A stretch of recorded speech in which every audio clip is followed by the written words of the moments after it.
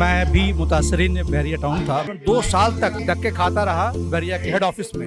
बस हमने सोच के यही किया था कि कुछ बच्चों के लिए रिटायरमेंट के बाद कोई अच्छी जगह लोकेशन मिल जाएगी। घर को इन्होंने हमारे सामने ही चिकनाचूर किया। ऐसे लग रहा था कि हमारा जनाजा निकाल दिया इन्होंने। मुझे पकड़ के बाहर फेंक दिया था। एक आम आदमी की तो बस की बात नहीं है मलिक रियाज जैसे जाइंट से पैसे निकालना। इवन के मैंने फैमिली में काफी आर्मी वाले हैं, मैंने उनको कहा कि कोई सोर्स लगाएं, तो उन्होंने मुझे कहा कि इन पैसों पे आप भातिया पढ़ लें। 14 लाख रुपए एक साथ। ऑफिस साहब का कमाल है कि उन्होंने ये पैसे वापस करा दिए। उन्होंने शेर के मुंह से निवाला निकाला। इन्होंने मुझसे ना रुपया मांगा, ना कोई फेवर मांगी, ना कोई डोनेशन मांगी।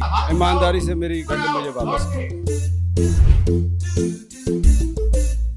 बिस्मिल्लाहिर्रहमानिर्रहीम। कुछ तो है कि एक और नए एपिसोड के साथ मिर्जा जुबान बेग आज मौजूद है जमात इस्लामी कराची के मरकज में, कि जहां पर बहरिया टाउन के मुतासरीन में चेक्स की तकसीम की तकरीब सजाई जा रही है। क्या ये पहली तकरीब है, क्या ये दूसरी तकरीब है, या ये तीसरी, चौथी, 5वीं तकरीब है? तो भी आप गलत हैं, क्योंकि जनाब ये 100th सेरेमनी है कि जिसका आज एहतमाम यहाँ पर किया गया है। हम आपको लिए चलते हैं इफेक्टिस के पास और इनसे जाके पूछते हैं कि जनाब क्या फीलिंग्स हैं, क्या कहेंगे, क्या ख्यालात हैं, क्या तासुरात हैं और खुशी कैसी है। आइए हमारे साथ। मेरे हस्बैंड तो बहुत दफा बहरिया के ऑफिसेज में गए, कुछ भी हासिल वसूल नहीं हुआ। एक दरवाजा भी नहीं था जो छोड़ा था हमने ना। सर आपने एक बड़ी उम्मीद रखी थी कि एक प्लाट मिलेगा आपको जिस पे आप घर बनाएंगे। वो घर को इन्होंने हमारे सामने ही चिकनाचूर किया। ऐसे लग रहा था कि हमारा जनाजा निकाल दिया इन्होंने। तकलीफ नहीं हुई, जिलजिला आ गया था। आर्मी चीफ के पास भी जाएंगे ना तब भी नहीं होगा ये काम, क्योंकि बहरिया का नाम ही ऐसी है, सबको पता है माफिया है। डायरेक्ट आए जमात इस्लामी के पास ही। बस हमने सोच के यही किया था कि कुछ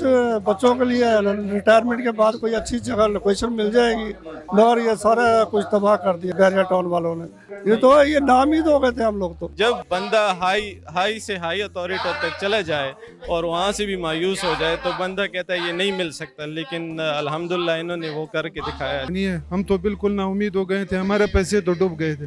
हमको बिल्कुल उम्मीद ही नहीं थी कि हमें पैसे मिलेंगे, तो कोई हमारे पूछने वाला नहीं था। मिलेंगे भी नहीं मिलेंगे, बस अल्लाह के आसरे पर थे। मैं भी मुतासरीन बहरिया टाउन था। 2 साल तक धक्के खाता रहा बहरिया के हेड ऑफिस में, लेकिन वहाँ कोई सुनवाई नहीं हुई सिवाय तूफान बदतमीजी के।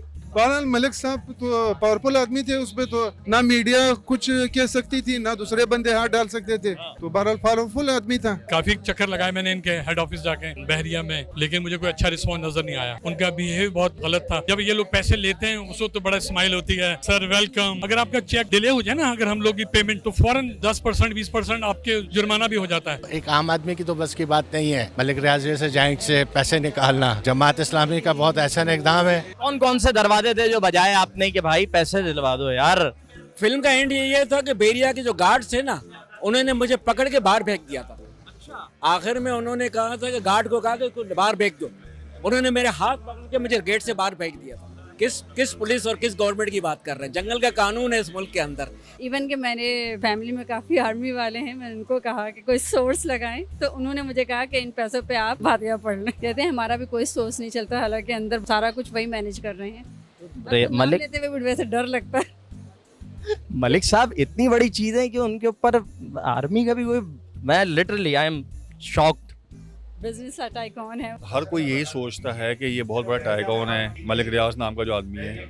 हमें भरोसा था जमात इस्लामी पे, क्योंकि जिस काम में भी हाथ डालते हैं ना वो काम पूरा करके देते हैं। जमात इस्लामी तो करी बेलौस काम रही। तो जमात इस्लामी ने इधर हाथ डाला, वो पैसे लेके देने लगे, तो फिर माशाल्लाह पहला चेक जब आया तो फिर बड़ी खुशी हुई कि आप इंशाल्लाह आगे भी मिलेंगे। और इंशाल्लाह इस वक्त आप तीसरा चेक है मेरा। ऑफिस साहब का कमाल है कि उन्होंने ये पैसे वापस करा दिए। खुशी से तो ये लग रहा है कि शायद आप पे ऑर्डर लेने ही आए हुए। बिल्कुल लेके आया हूँ। इससे पहले मुझे मिल चुका है, दूसरी किस्त है ये। फिर किसी ने जमात इस्लामी का बताया कि भाई वो लोग जो है ये पैसे वसूल करके दे रहे हैं।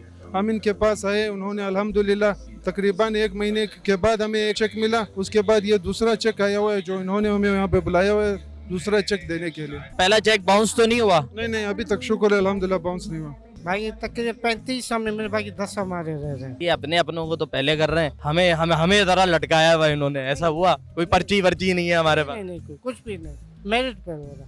जनाब अभी आपके सामने मिला, सामने 33,000 का मिला। अभी मुझे इन्होंने फोन करके बुलाया है कि आ जाएं, आपका चेक रेडी है।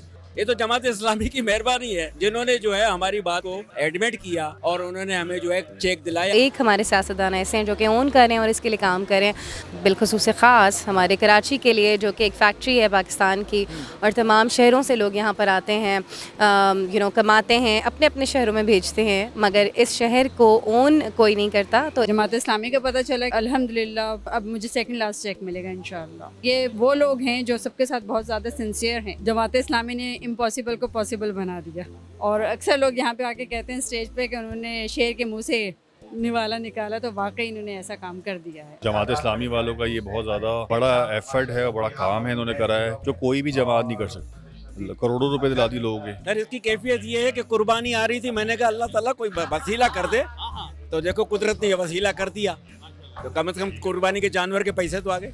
जमात इस्लामी ने वो करके दिखाया जो किसी ने नहीं किया।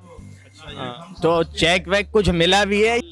ओए होए 5 लाख रुपए का चेक जो है वो 5 और फिर 4.5 14 लाख 14 लाख रुपए एक साथ। आज ये चौथा चेक में ले रहा हूँ। 30 लाख में से 20 लाख मुझे आज मिल जाएगा, 5-5 करके मिल रहा है। ये बैरिया टाउन से पैसा निकलवा लेना और लोगों को रिटर्न कर देना है तो अनयूजुअल, डेफिनेटली कहीं किसी लेवल पे तो लीगल लेवल पे फाइट की है, and credit where credit is due. जी ईमानदारी के अल्फाज हैं। इन्होंने मुझसे ना रुपया मांगा, ना कोई फेवर मांगी, ना कोई डोनेशन मांगी। ईमानदारी से मेरी रकम मुझे वापस की। बिल्कुल ये तो इनका हक बनता है, जिस तरह के काम ये कर रहे हैं मेयर, इनका बिल्कुल हक बनना चाहिए। उनका हक है, ये इनको मिलना चाहिए। मैं तो कहता हूँ हाफिज नईम साहब को सिर्फ ये नहीं, ये इनकी पहली मंजिल है। इसके बाद इन्होंने आगे इन्हीं की जमात को आगे सीएम के लिए आना है, फिर पीएम के लिए आना है। मैं तो ये कहता हूँ।